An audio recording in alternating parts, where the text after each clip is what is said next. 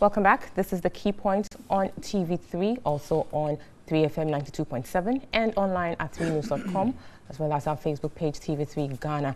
I'll quickly introduce the panelists for today. We have from my extreme left, Edward Bauer. He is the Honourable Member of Parliament for the Bongo constituency, and he is a member of the Energy and Mines Committee in Parliament. And we have Mr. Pakwesi Anamwasechi. He is the Executive Director of the Institute for Energy Security. Good morning, gentlemen, and welcome to the show.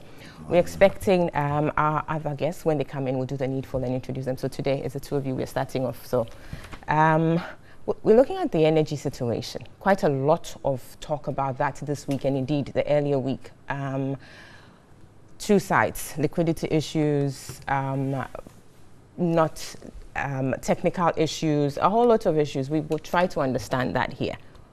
Who is putting forward the real facts as they are? But let's take a listen to the Sector Minister, John Peter Amewu, and then return to the panelists. The combinations of the delay of supply of heavy fuel for car power, as enumerated earlier, and the unavailability of gas from Nigeria meant that our generators, combinations of almost about 800 megawatts of available generation, was compromised. This includes almost about 450 megawatts of car power and also 400 megawatts of Asogli. Car power, as we are aware, which I think most of you are aware, relies solely on heavy fuel oil. On Friday, November 23, 2018, the heavy fuel oil problems was resolved, but it took 2 days for the vessel to deliver fuel from Republic of Togo to car power ship located in Tema.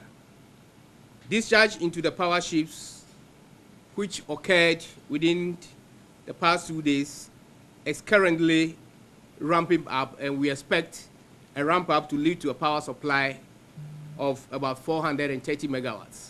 And as of yesterday, my information was that car power was delivering power at about 430 megawatts.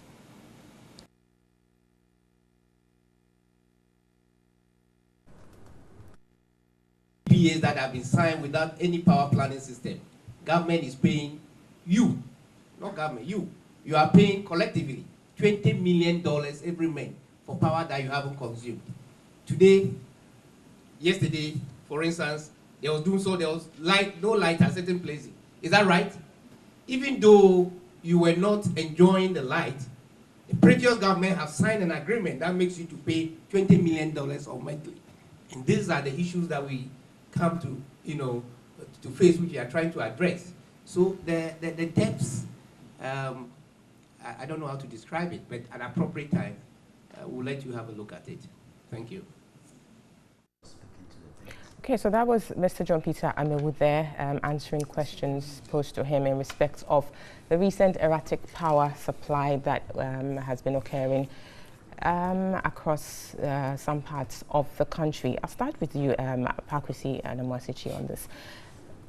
You've heard the explanations of the minister, or indeed government for that matter, talking about in there. I mean, we heard him talk about the fact that car power depends heavily on the HFO, and that it took a while for the HFO, which had been, as it were, ordered to get to the point where it was needed. He talks about the fact that 2 days for the delivery of the oil, suggesting that perhaps that delay led to the shortfall he talked about earlier, 800 megawatts and all. Question is, and you have also put out a statement to the contrary, which is that you think it's more of a liquidity challenge and not these technical issues that government is trying to put across. Let's hear you exactly what makes you think that that is the situation and not what government is suggesting. Thank you very much, Abna. Good morning to you. Good morning. And to your viewers. Good morning, Mr. Bauer. Good morning. It's quite confusing. It first started with an explanation that there was technical issue from the Western Corridor, and there was low pressure, and so the gas couldn't be used well in the generating system. Then, few days later, We heard about NGAS, Nigeria gas not coming through the West Africa gas pipeline, also being a technical issue. Then you come and link this up with the car power badge. And you call all these technical problem. And so you just told us about the nature of the problem. But the exact problem, they fell short of telling us. If there was a pressure drop in the Western Enclave, what caused that? Was there a pipeline leakage? Did any equipment go down in the system? We need to be informed. But that would be technical, wouldn't it? I am able to accept it until you tell me exactly what happened. Don't give me the nature of the problem. What was the problem? Then we can make our own decision and give it a name as to whether it's technical or financial. You come to car power and you tell us today that HFO came late. Was that also technical? Was the plant not ready to receive? Or when they were pushing the HFO into the system, it was not receiving? You can't tell me that. You didn't plan well, knowing very well that almost all the plants that we have in the system, they are fired by 2 fuels or more. So either you run on natural gas or HFO, distillate fuel, oil, light crude oil, or diesel. And so if we had challenge with the supply of natural gas, where were the other fuels? It means that this is poor planning. We have so much dependent on the natural gas that anytime there is a problem around there, we get a shock. And it will continue. It will persist until we reposition ourselves as a country. Because of liquidity challenge, car power was down. AXA was down. Because they had no money to buy fuel until we had the shock. And quickly, they had to fall on the Lomé Triangle for fuel. Thank God we had one day. But if they had to be sourced from far, it could tell you what would have gone through. So finally, they got a vessel to come. Why didn't we have fuel sitting in there for car power? Why was car power not running at that time? It was liquidity. And so you can't come and tell me technical. You talk about Nigeria. When you say it was liquidity, exactly what, I mean, convince us, because we're hearing the minister who holds a public office say to us that this is the situation. And you are coming out to say it is liquidity. Convince us. What is it about the system that makes you sure? It is the same minister who holds public office that first came to tell us there was nothing like doom so. Then finally he ended up apologizing to Ghanaians that he takes the blame. He even introduced another. But he didn't say doom so, but he said there'll be intermittent What do outages. You call it? Power goes off here, comes on here. What is it? Go and use Wikipedia to do the difference. Even I don't support Wikipedia. I mean, I don't even want us to go into the nomenclature, like, because really that is so very if mediocre. You come back to me the next time you say it's technical, it's not this. Okay. We take power from the power producers about 59 pesos per kilowatt hour. Kilowatt hour, 59 pesos. And you sell to Ghanaians at 42 pesos per kilowatt hour. You have lost 17 pesos, technically.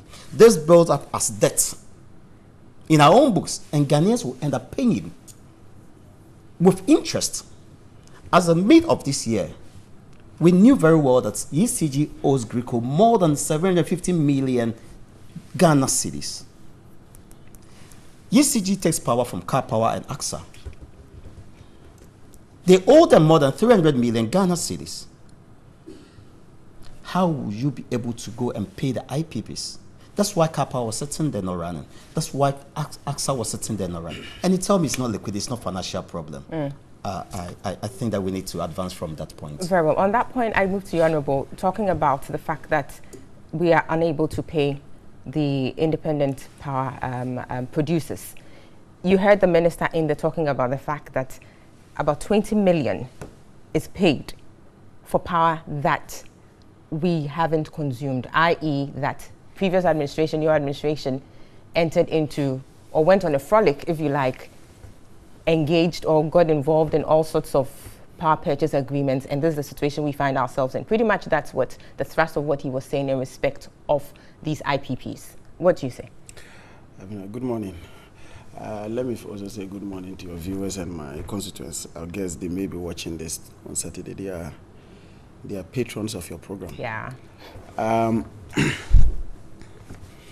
just hoping that if this morning the minister listened to himself, he'll be disappointed in himself. If he listened to himself. You know, I had never gotten that bit of it, not the 20 million. The fact that he said that if you, today that you didn't have lice, Ghana was still going to pay 20 million. It means that he just doesn't know the industry. He just didn't, and I just wrote it down. I was shocked that he made that statement.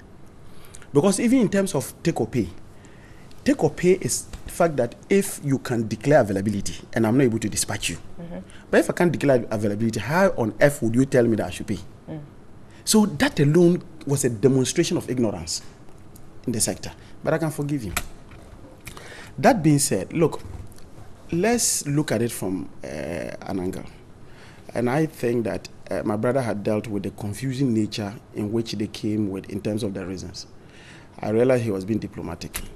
The long and short of it is that they didn't have money. Listening to the minister, what you should be looking at it, what is it that he didn't say? Not what he said. What is it that he didn't say? Because in all the things he made mention of, he never gave reasons why they were so. He just said, for example, X was not there, or Y was not there. Why was X not there? Why Y was not there? So that is what the message that we needed to glean. But you see, I don't want us to go whether it is technical or it's not technical, because it doesn't, I mean, everybody knows that it is not technical. That's all that matters. Yes. Not even that. It is not technical. It is not technical. We've not heard that, for example, the Jubilee partners have said that they don't want to give us gas. We've not heard that Atuabo is down because they are not processing gas. We have not. They have given some reasons that Nigeria is not bringing us so much gas. But in any case, the truth of the matter is that even though our contractual volumes with Nigeria is roughly around 120 million cubic feet of gas, on the average they give us about 30. So when they give us about 30, the truth of the matter is that most often, you know, the gas supply agreement is between NGAS and VRA. So VRA normally then give it to Asogile. So normally they take the 30 million and give it to Asogile, because Asogile runs on a single fuel, and that's just gas. VRA plants can do dual. Even if you take the KTPP, they can do triple. Because they can do diesel, they can do light crude oil, they can do gas. So that couldn't have been a problem. The fact that we're not getting gas from Nigeria couldn't have been the issue. So now what is it couldn't have been the issue? It couldn't have been the reason why we're having those challenges. It couldn't have been the reason. The reason is simply money. They just didn't have money. We had predicted this. If you recall, I say this because as a politician, what I said, even my own party went after me. When I indicated very clearly that a reduction in tariffs that we had in March, and I wrote an article on that we did, it was going to come back to bite us. Right.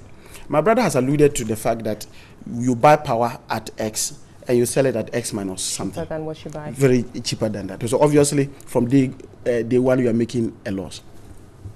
Why do we think that? What has created this problem? The problem is this. One, you know, for every year, PURC normally will get proposals from the utilities to bring the us to, in terms of tariff adjustments, as per the Act.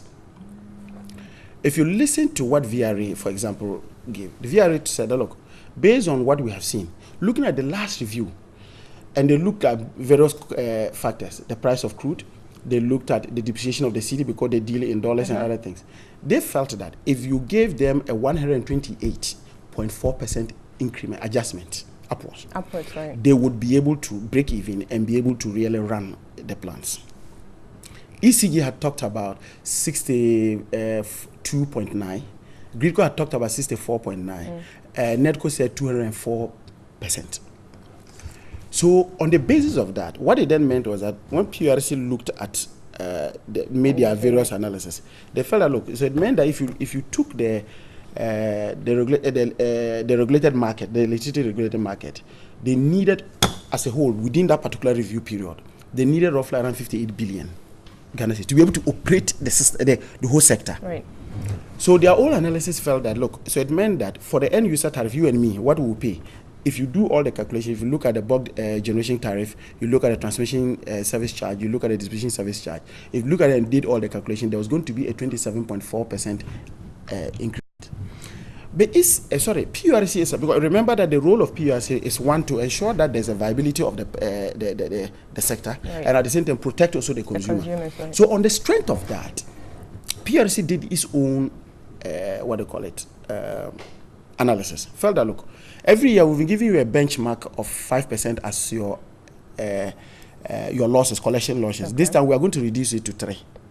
Sorry, they were transmission losses. They said, look, they were moving it from, I think they reduced it by 0.3 or something like that. So those ones, they translate into huge sums of money.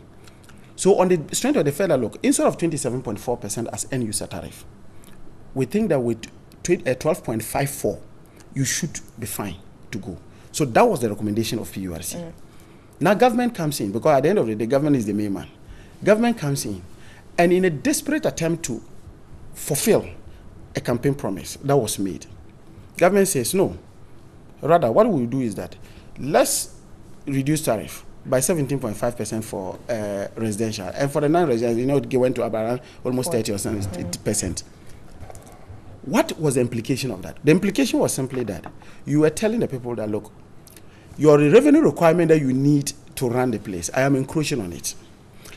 The other thing I had suggested, I said, look, if government felt the need to reduce that, you could look at other targets. Instead of looking at the requirements that go to the utilities, you could look at taxes on that, because you want to give some freebies to Ghana. Yes, so look at taxes. Those ones, they come to your kitty, so you can take that off and let the generating plants work. You didn't do that. So what is the consequence now? The consequence is that he had indicated the total indebtedness. I'm talking fresh debt, not old debt, because the old debt we are ring-fenced that under the Energy Sector Levy Act. Fresh debt. So we are beginning another. I'm just giving you from May 2017 till October 30th. Just the debt that ECG was owing, these utilities, was in the neighborhood of about 1.2 billion. Car Power alone, ECG was owing them 300 million. If you look at, and the reason was simple, it's just because from day one they were already making losses. 2, government alone, from last year, December 2017, to mid-year 2018, government alone has piled up a debt that's in default in payment, whether through the MMDAs or a hospital or whatever, almost $1 billion. That has been done. So you talk to the utilities and they tell you, look, we are ready to work, but we run on fuel. Besides that, we've had a situation where at the time they did the review in March, the cedi has depreciated against the dollar. So now, even in terms of even just buying, remember the crude is not bought in cedis, it's bought in the spare parts are not bought in those things. We are simply not able to run. And that's why, even though Car Power could produce roughly around 400 plus, 50. They were doing 50. And the reason was simple. So when he says that, look, they have dealt with the situation, like Car Power now, the problem has been, you know what the problem was? They advanced them 30 million Ghana cedis. And that's what they used as part to do that. I'm just hoping, within this particular period, that they will be able to what? Go ahead. Now let me now address the issue of excess capacity that we are paying for. Which is also a problem. I'm just going to, that's the point I'm going to address. You talk to ECG. ECG tells you that they have excess capacity of 840 megawatts.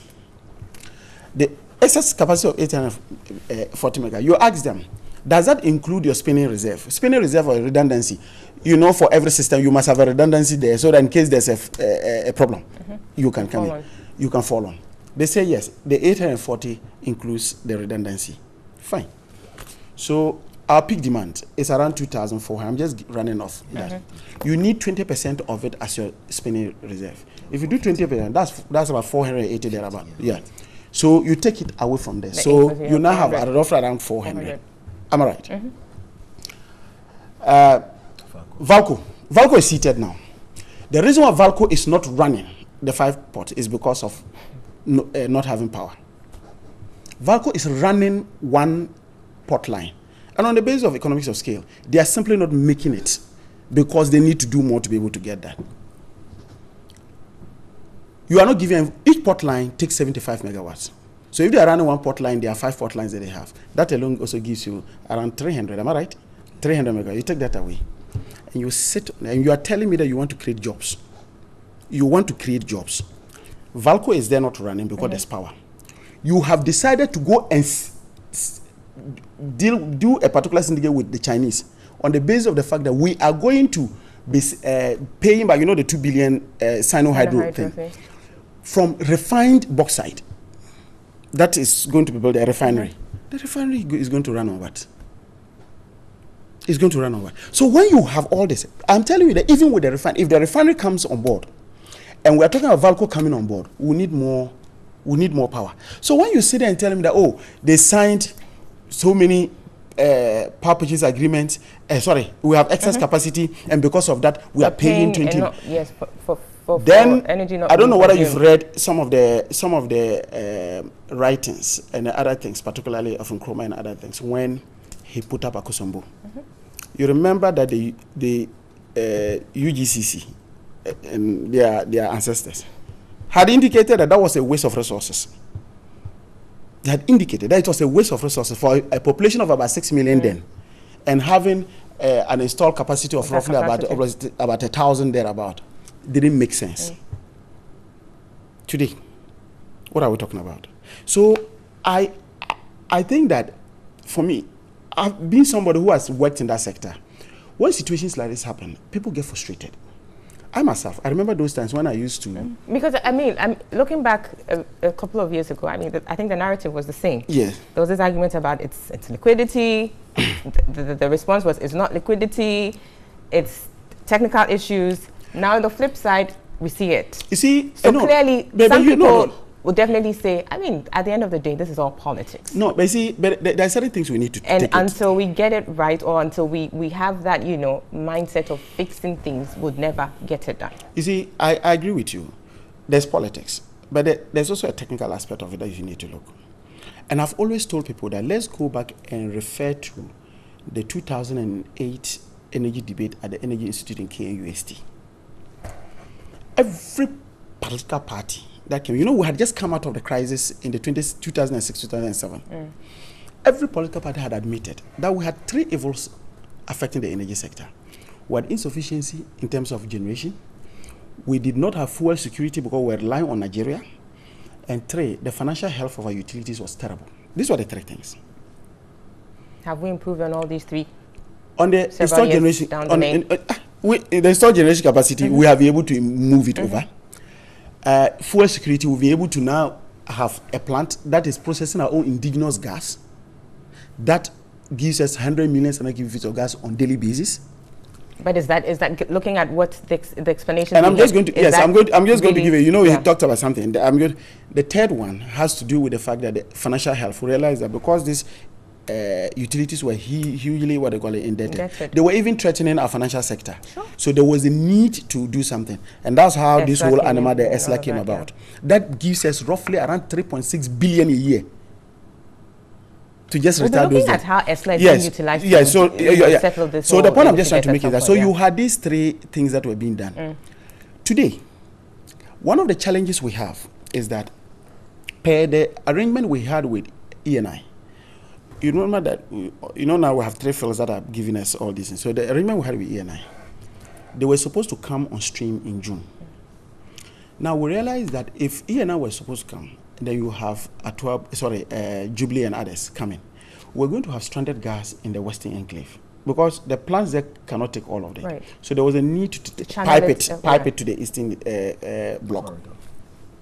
So there were options, either to do an independent pipeline or to do a reverse flow using the West African gas pipeline. We felt that it was better to do the reverse flow as a medium-term strategy, whilst we look at a long-term strategy. Ghana Gas had brought their pipe. They had actually constructed their pipe to Abuazi. All we now needed to do was to negotiate the price and then do the connection, the connection. When this government came, you know what they did? They put everything on hold and said they were going to investigate the procurement processes. And that took us one solid year to do that. When they finished and saw that there was nothing, now they started going again to do the negotiation. So we have lost 12 solid months. And so today, if ENI is ready to bring the gas, we are not ready to pipe it to the Western Enclave. Our agreement with ENI is that the moment they declare operations, 90 days after that, if you don't pick the gas, you will pay for it. But according to the minister, that negotiation with the West African Gas Pipeline it's still ongoing. That's the point he's telling us. He's telling us to do that. But what about the construction? Would you fault him for that? If at the end of the day they're looking out for the interest of the state to get better negotiated tariffs that and will I'm be waiting. Paid, you see, isn't that well? You see, you know isn't what? that a good thing? You know something?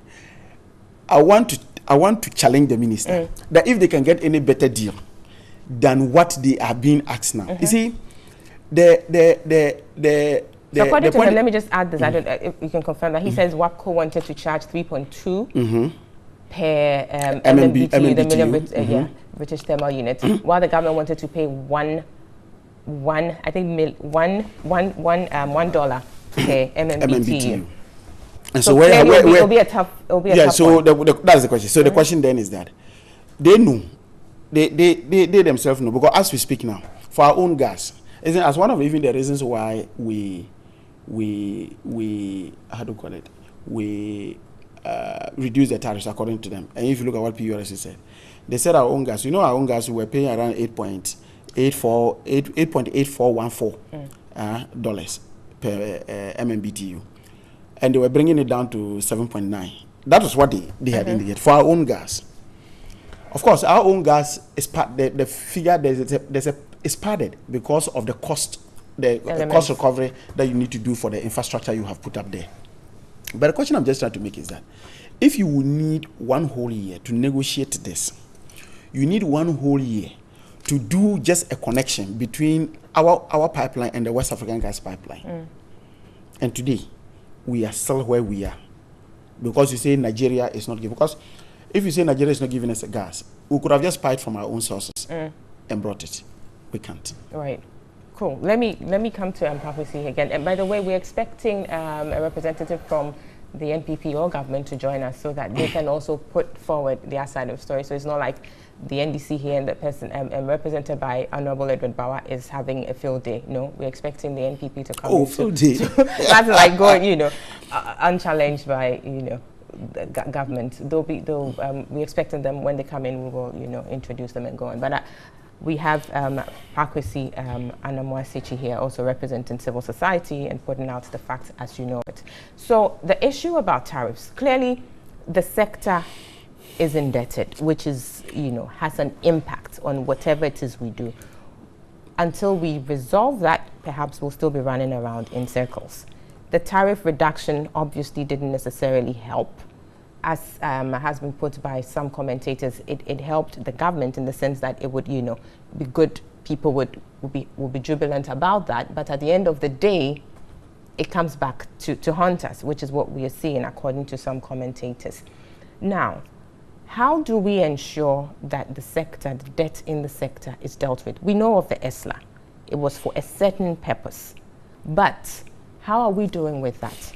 Okay. In terms of utilization, in terms of, how we are trying to defray this whole legacy debt, which we hear is still piling as we go along. Well, I've observed something. Let me quickly chip it in there, then I'll advance from there.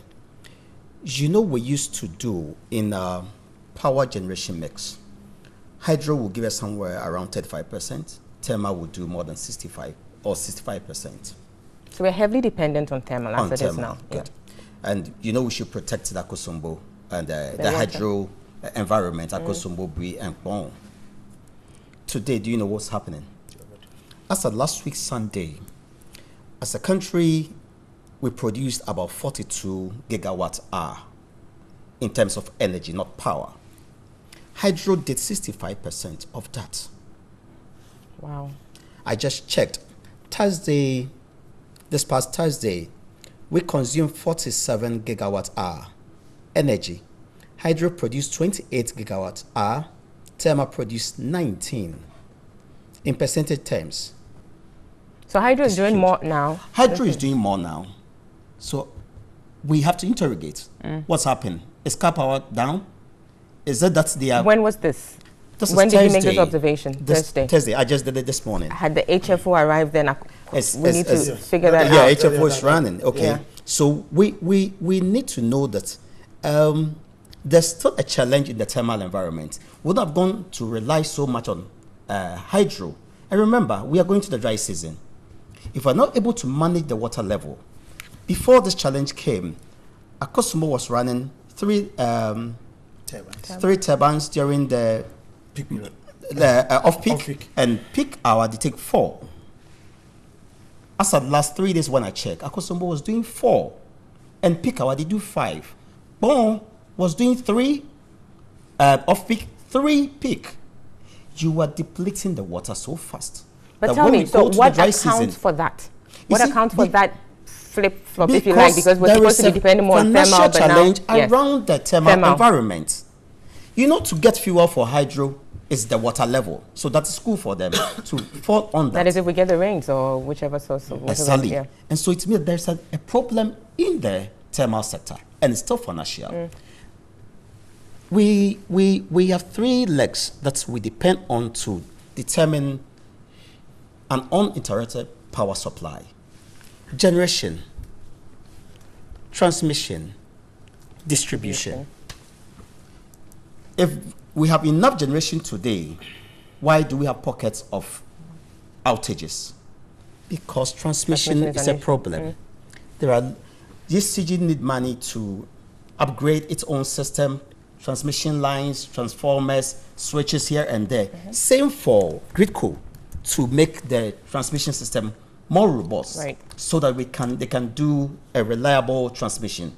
Because the losses in there also have their own challenge. Yeah. In September, IES issued a warning that if you're not able to manage the debts piling up between ECG and Gridco, there will be doomsday. Today, we have been vindicated. ECG alone owes Gridco more than 750 million Ghana cedis. Gridco is not able to get this money to do a good servicing. And so when you see power go out today in Accra, some section, it means that we have low voltage coming from a bad transformer, which needs maintenance. Let's come back to how we will deal with this debt so that we don't get it piled up. I've shown to you clearly that we take the power at a high fee, tariff, and sell to consumers at a low rate. Let's block this leakage of 17 pesos per kilowatt hour. Let's be realistic. Let's be realistic. That's the first thing to do. Number 2, UCG will sell to Ghanaians in CD denomination. They have to take the money and go and pay the IPPs in dollar terms. The forest exposure itself is there sitting in there. Gridco, from their 2017 annual report, showed clearly that they lost 4.1% of the total power they transmitted. This 4% is enough to power half of the Volta region. If they can reduce these transmission losses, it will help. Same in the ECG distribution environment. ECG is not able to collect its own revenue, not able to stop the leakage in power theft. And that's where we Ghanaians should be disciplined as well. We can't always go and blame government. We are stealing the power. We are not paying a fair rate for it. And so another debt is being piled up around this environment. If we can do all this, I am sure we'll make savings. And just look at what has been accrued in the past 2.4 billion with defray that debt and not build up more. So we need an efficient transmission system, same as distribution. We need a fair tariff to pay.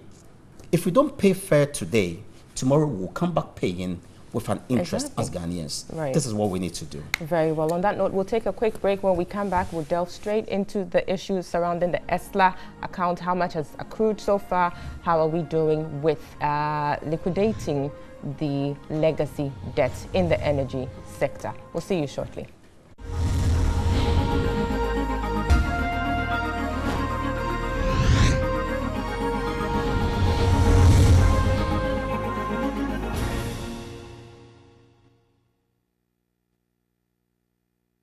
TV3, also on 3FM 92.7 and online at 3news.com Also on our Facebook page, TV3 Ghana, we're looking at the energy sector and asking the question whether Doomsaw is back or not.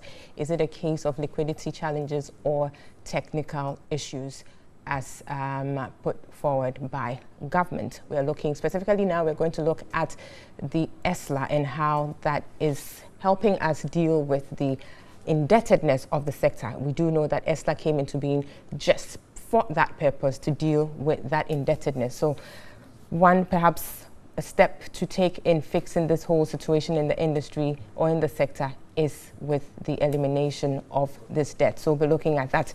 Now, as of December 2017, the outstanding debt in the energy sector, according to the budget, was a little over 5 billion Ghana cedis. And the government committed to settling the outstanding debt by the end of the first quarter of 2018.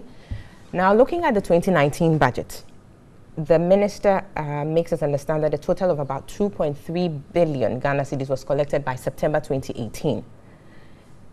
And that's third quarter. Yes, third quarter. And lodged into the established accounts, and it has other ESLA accounts. But some people have taken issue with the fact that the minister wasn't, clear specifically in stating the exact amount outstanding, and have sought to suggest that perhaps, it's an indication of how unwell that whole debt situation is being managed. Clearly, that is an issue. What we're doing with ESLA is an issue, and I'd want us to look into that. Honorable Bawa, if you could take us off on that issue. Do you think the fact that a specific figure wasn't stated in there as being outstanding is something we should look out for? Is that a red flag to suggest something untoward is happening, or we are to do the deductions ourselves to know exactly what is outstanding in there? Thank you very much. I think that even the whole issue of the ESLA, that's the Energy Sector Levy Act, there's a bit of confusion in it, and I'll tell you why. If you look at ESLA itself was established, it had a sunset clause, so it was to exit after 5 years. Now, we go into the market and raise bonds, 7-year and 10-year bonds, using the ESLA accruals as the basis of the security for those ones. So it tells us that at one point we may need to come back to Parliament again to do that, because after 5 years of the existence of that law, you can no longer charge anybody for that. That's the first thing. So the question then you ask yourself is, I've always told people that one of the weapons that took us to opposition was the Energy Sector Levy Act. It was a very difficult decision to take, but the government of the day felt that if we had not done that, we would collapse the country in terms of the energy sector, because banks were at risk. Yes. So we needed to do that. Of course, the politics of it, you and I know. It was that it was act that was made, that triggered that famous statement from one of the former ministers who said that Muhammad had the heart of a devil. So it gives a clear indication about even the attitude of people. So now let's come back to the thing. There was a projection that on the average we're going to be doing around 3 billion annually. And so looking at the total indebtedness that we had, in 5 years we should have been able to clear it. So that was the strategy of the previous guy. This current government says, no, Charlie, that's not where we should go. Let's see how we can clear it immediately by raising the necessary funding from the capital market and using this as a security to do the payments. So they went for that. Our first challenge, and that's also, before even you come to this, the first one was the bonds that we raised and the monies that were realized. We have not been told as to how those monies were disbursed. The only thing they told us was that they named some agencies, utilities, that were going to be beneficiaries of. But as to how much they were getting, they were not going to get. And these days, the interesting part of the story is that anytime you meet any utility and you ask them, were you part of the ESLA team? They say no. Did you get your share of the ESLA, the first? They say no. So we are yet to see who is receiving what. And hopefully, because if you look at last year's case, last year we got roughly around 3.6 billion. If the projection now, if at third quarter, we're talking about 2.3. okay, maybe there may be some shortfall, of course, but I can understand why there will be shortfalls. You know why there will be shortfalls? Definitely. One of the sources of the funding is on fuel that we buy, because people are not doing carpooling because of what do you call it, fuel prices. And so people are a bit economical. So the more the volumes, the less the volumes, the less the accruals into the fund. So I don't know whether we can get that target. Now, I agree with you that I am not saying that the minister may have done that intentionally, but in the spirit of transparency, we should have been told how much has been cleared, how much is outstanding. So that as a country, we know that based on your agenda, that you wanted to clear it within the shortest possible time. That, yes, maybe by the close of the year, maybe mid-year 2019, you would clear it. Because then we don't want to end up in another toll recovery levy kind of situation, which we're still paying. We don't know how much. You don't know how much you're paying. So that's the part. Yeah. But there's a more worrying aspect, is that about the misapplication of the fund. When you have a situation where a law clearly, because for every tax that you collect or levy that you take, there's a prescription to it. There's a law that governs that. So, for example, if the law says that our Heritage Fund, which is part of the Petroleum Revenue Management Act that we made, the Heritage Fund should be kept intact. If the stabilization fund is supposed to be there, you cannot use it for any other thing. The ESLA one was to be used in what they call it, in retiring our indebtedness to particularly the financial institutions. Now, you have a government who goes ahead to take 600 million. And that's what we know. What we don't know, we can't comment on it. But it gives you an indication that there could be something fishy. The government goes to pick 600 million Ghana cedis to pay for pensions. Then, from day one, you know that, hey, it appears that this money, the tendency to be used for something else apart from what you have told Ghanaians you are charging them for, comes in. But let me ask this, Honorable, you're in Parliament, so in that situation, what happens? Can the Minister of Finance be summoned to Parliament to explain, to be very so that we get exactly what it is? To be very sincere with you, I have written, I've asked a question, a parliamentary question. I'm just hoping that Mr. Speaker will admit it. Very well. For the Finance Minister to come and tell us whether to confirm or deny. Exactly. First of all, we need that, yes. And then on the basis of that, whether there are other expenditures that have been done surcharging that particular account. So there are certain things that we need to know. But you see, I can understand why the minister is a bit hedgy in some of these things in declaring. Because once you are clear, because the understanding we got in introducing ESLA was that, let's first ensure. I need you to wrap up in like yes. Let's first ensure that we clear this debt. Whilst we are clearing this debt, let's not pile new ones. That was the understanding of everybody. But from our previous... Was that even realistic? It was very realistic. That we could clear it off and not pile on. Yes, when you have cost reflective. Because you do realize that Mr. Anamoah Sechi here did talk about the various points where we make losses, which generate all these issues for us. So if we don't deal with them, definitely that's what I was going to talk about. If you give the utilities a cost reflective tariff, they will have money to do maintenance and change obsolete equipment. The more you have obsolete equipment, the higher your technical losses. Yes. So, you are denying them of their funds, their money, and therefore they cannot invest. Because PURC normally will give you that, look, I'm giving you this tariff, but I'm asking you that reduce your losses to this, or else you pay a penalty. Right. You understand? So, we must first start and by making sure that we have cost reflective. But because we don't have cost reflective tariffs, we're having challenges. We have also said the other indebtedness that we normally get mostly from government sector. We had indicated that as part of the program, make sure that every agency has a prepaid.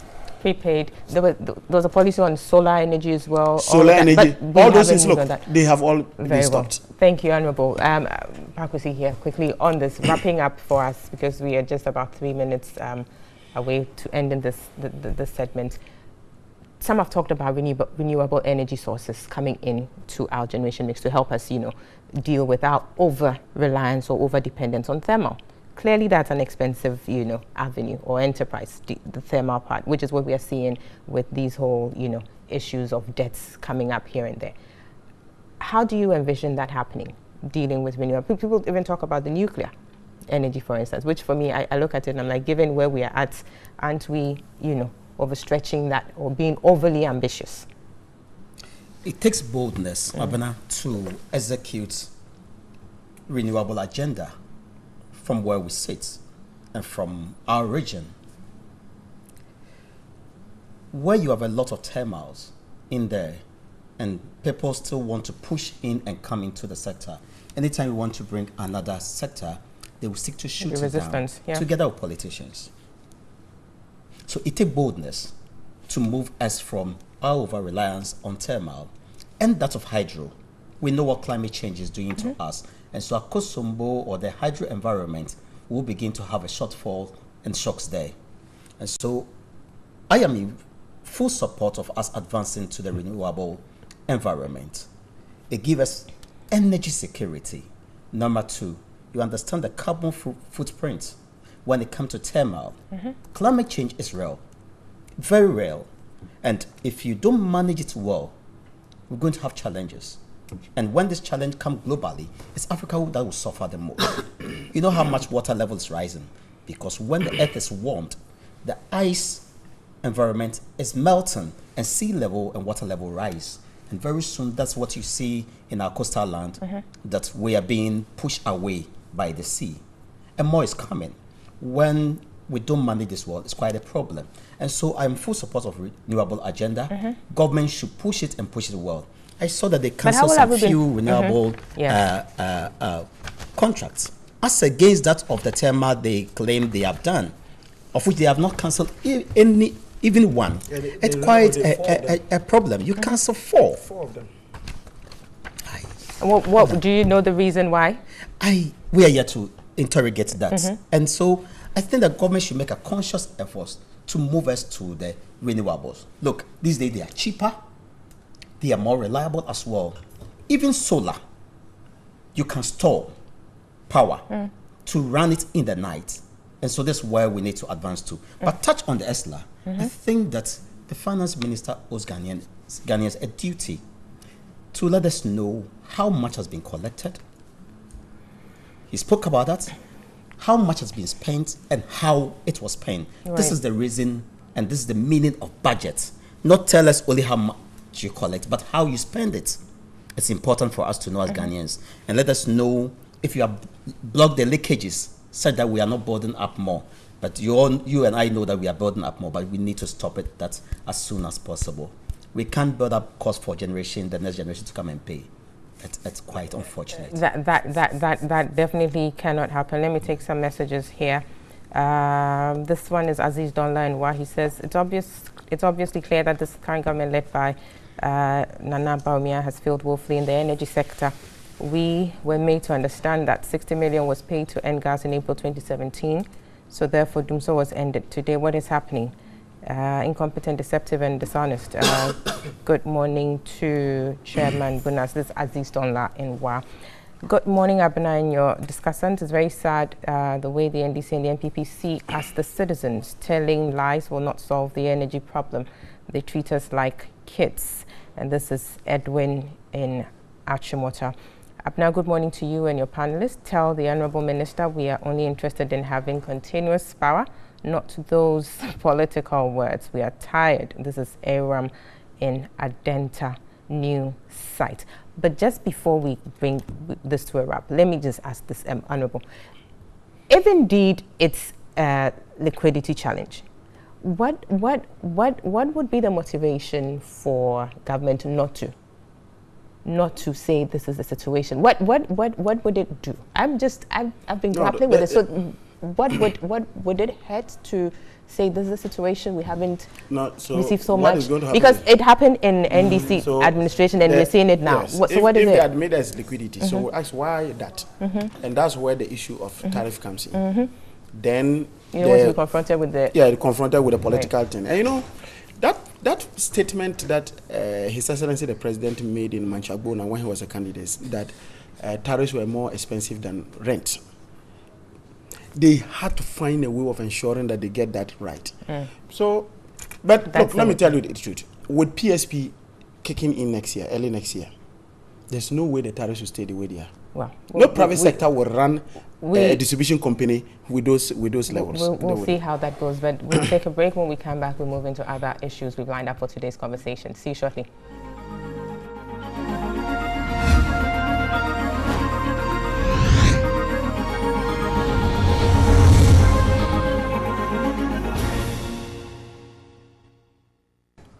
Welcome back. You're still watching and listening to Key Points on TV3, also on 3FM 92.7 and online at 3news.com, also on our Facebook page, TV3 Ghana. We've been joined in the studio by Dr. Ahmed Jinapo. He is a senior lecturer at the University of Education, Winneba. Also joining us now is Professor Justice Bawule. He is also with the University of Ghana Business School. Good morning, gentlemen, and welcome to the show. Great. So at this point, we'll be looking at the controversy surrounding the number of presidential staffers. Is it going to increase? Is it going to reduce? What exactly is the situation? Let's take a soundbite of the Minister of Information, the Honorable Kojo Ponkroma, on this issue and come back to the panel. You'll find that in 2018, the numbers I gave you, the establishment ceiling was 1,697. In the 2019 budget, it's 1,614. So what is actually happening is that the program is reducing from 1,697 to 1,614. And this is mostly as a result of retirements that are not being replaced and some of the offices that have been closed down. For example, SADA, you would notice that it's no longer existing. There's a clear difference between the Office of Government Machinery and the Office of the President. The executive arm of government is organized into ministries, departments, and agencies. The supervising outfit of the executive arm is referred to as the Office of Government Machinery. And it comprises about 19 different units, one of which is the Office of the President. It is only when you compare the 998 from the Office of the President only to the bigger Office of Government Machinery, 1614, that you can arrive at that claim that there is going to be an increase in numbers, and that increase in numbers is even about 616. But that is totally false. That's totally untrue. Okay, so there you have it. I'll start with you, Prof. Yes, please. A lot of numbers being thrown around. 998, 1614, 1697, all of that. What do you make of this? Well, I want us to look at these issues of public services more broadly and within international context. And if you look at what we often call the size of governments, which would include everything, public services, it's an international established benchmark that governments have increased over years. So in many countries, you would find a consistent increase, and this is internationally, that's what happens, not just for staff, but also for cost. So governments have increased, and that is why for those of us in public administration, we have often spoken about rolling back the state. In other words, reducing the size of the state, both in terms of budget and in terms of staff. And we argue that way, and in an attempt to make that successful, we often ask for the private sector to take over a lot of the responsibilities that the state can give away. And that's why you've seen stuff like PPPs, or public-private partnerships, or privatization in many countries, especially in developing countries where our budgets are constrained.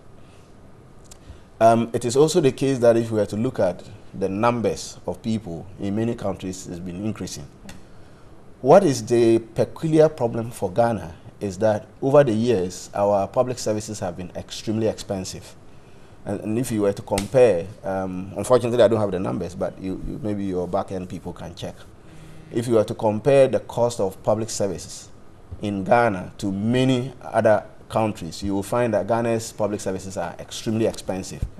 Extremely expensive means that if you look at how much of our GDP we spend on paying just the public servants, you will see that it's nothing compared to a lot of other countries. And so Ghana is considered a very expensive public employer. And that is why it is important that when figures like this come up, we need to interrogate them. So I'm not too sure whether we are speculating or there are things that happen, because I know that the records from the presidency, and for that matter, as the ministers talked about, government machinery, they get to report some of it occasionally, I think every year or so, to Parliament. And so we normally should have the authentic figures from there to interrogate.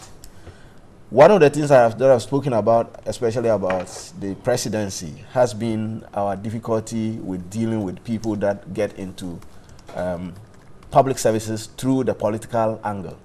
There are many people who enter into public services, most times also civil service, which is a subunit of the public services, as a result of political employment. So a government comes in and you get a lot of assistants. Many of them hang around the corners of power, and then eventually they find their names on payrolls.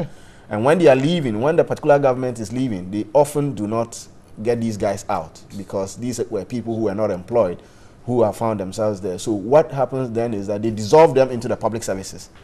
Now, our major challenge has been that when one government takes over from another government, then it becomes very difficult for that government to immediately want to remove the people who got dissolved into the system. So over time, we have gotten an accumulation of political residue, residue of political employees over the years. So every year we are piling on. So if you look at that list and you were to study it over time, you will find that it was difficult, or it will be difficult to find a reduction one year on year or regime on regime. But don't we have is it the Presidential Transition Act? Yes. Which specifically says that people appointed by, the president, when that president is leaving, should go. So when you talk about this, as it were, diffusion or dissolution into the public services system, isn't that a bit inconsistent with what the law says? No, because I do also know that the public services, before you become a public servant or a civil servant, you should have been, as it were, endorsed or confirmed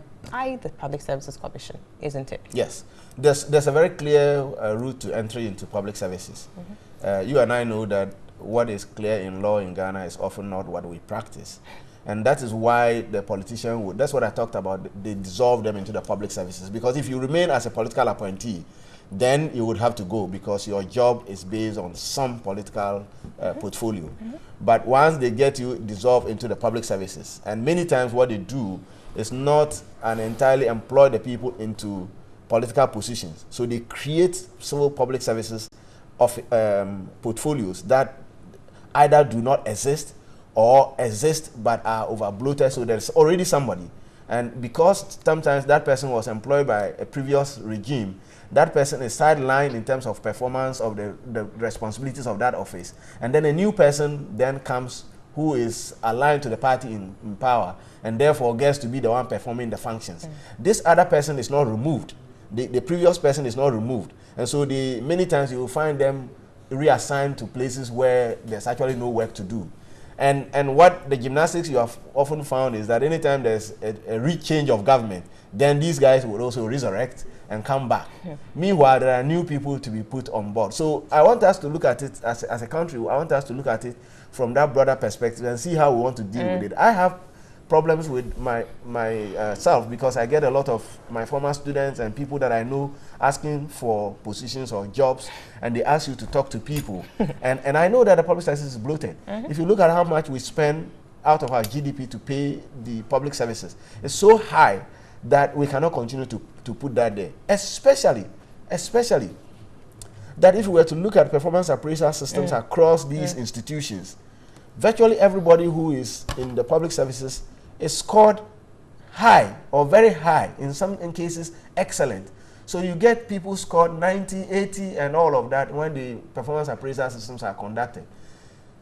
But all of us virtually complain about the services that we receive. So if we have a public service that has people who are 90% scoring performance, we should definitely see that service in the service delivery. Unfortunately, we all complain about one type of service or the other. And therefore, when we have to look at these numbers, we also want to ask the question whether or not people are really performing the roles they have to perform. For which reason we want to add more, or for which reason we think that we need to reduce. So we need to look at it from this broader context. But I think that the pay check for public services in Ghana, it's way too high, and we cannot continue to increase the number. So if the information minister would do us a lot of honors, I think we should do more interrogation, including, for example, looking at how much budget is spent on these people over time. Let's look at how many people are coming on board and which positions they are coming on board. Go to any ministry, or if you like, any public sector entity, and you'll find that the people who actually do the job are most times just 10% or 50% of the top of the organization. The rest of them are people who come around, and typically you can do without them in many cases. Raising productivity issues right there. Well, we have the soundbite of the Honourable Member of Parliament, Okujetua Blakwa. Let's listen to him and then return to the panel for the conversations on this issue. How can 1,614 in comparison to 998 be a programmed reduction? The claim that 1,614 is surely a reduction because of the 2018 ceiling of 1,697 is rather erroneous. This is because the 2017 ceiling, as contained at page 177 of the 2017 budget statement, is 953. Government in the 2019 budget indicated an increase of staff at the presidency from 998 to 1,614. This, the minority insists, the Nana Akufo-Addo-led government is too large and wasteful. We cannot continue on this reckless and insensitive trajectory. For a government that has already appointed a historic 111 ministers, and yet living conditions are deteriorating, we demand, therefore, that government amends downwards and significantly the ceiling of staff at the Office of Government Machinery. So that was the Honourable Okujetua Blakwa there responding to the Information Minister in respect of numbers regarding presidential staffers. Quite a controversial one there. We'll be interrogating it some more here. I'll come to you, Dr. Jinapo. What do you make of these, numbers? I mean, Prof has situated this whole thing within a bigger context of how we're doing as a nation in terms of our public service or our civil service and all, but specifically looking at the numbers involved here, the size of government. Clearly, when you start with the ministers and deputy ministers of 110, that was a cause of concern for many Ghanaians. We raised that issue, but the president said, wait, let's see how this number helps us, on a certain course. People have had cause to question whether or not these people are on track to get us to that objective. Now we're hearing of a certain increase, and again, the issue has come up. Your thoughts on that? Well, Amna, first of all, let me say good morning to your cherished viewers and listeners, and to Honorable Bawa and Prof. I think there are 4 figures that are being contested here. 4 figures. That's what has ignited this whole debate. The first one has to do with the figure of 998. And 998 is a figure that more or less serves as a reference figure. Is the current, the baseline, as it were? Yeah, the baseline, relative to whether there's an increment or a decrease. And it looks as if the number 998 is not being contested by any of the parties, that being the Minister for Information and the former Deputy Minister for Education. But in terms of the figure 998, the difference in terms of what the 998 represents has to do with, according to the minority, the 998 served as the baseline figure for last year. But the Minister for Education is saying that no, the Minister for Information is saying no, it used to be what? 1,640. So that in itself is problematic. Problematic in the sense that, as you are aware, he says it used to be 1,697. I believe that was the ceiling. 697. Yeah. So why are we quoting 2 different figures? When in fact, the figure that is being bundled around came about as a result of a parliamentary requirement. That being, every year, government is supposed to present to Parliament for approval staffers, whether Office of the President or Office of Government Machinery for approval. So if the figure that was being presented is a wrong figure, then that in itself tells a lot about our checks and balances system. Do you get my point? It takes a look about our checks and balances system. But be it as it may, I think this whole debate as to whether there's an increment in government machinery or not has to do with the fact that Ghanaians are a little bit worried about the size of government. There's no doubt about it. And I think this debate has been one that more or less just did not start now, because the president himself has had the opportunity to speak to it.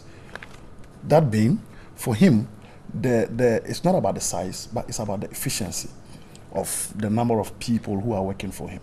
And I think Ghanaians will get the opportunity of more or less looking at it in terms of productivity. You listen to the minority, naturally, the minority will say there's nothing to show for it. And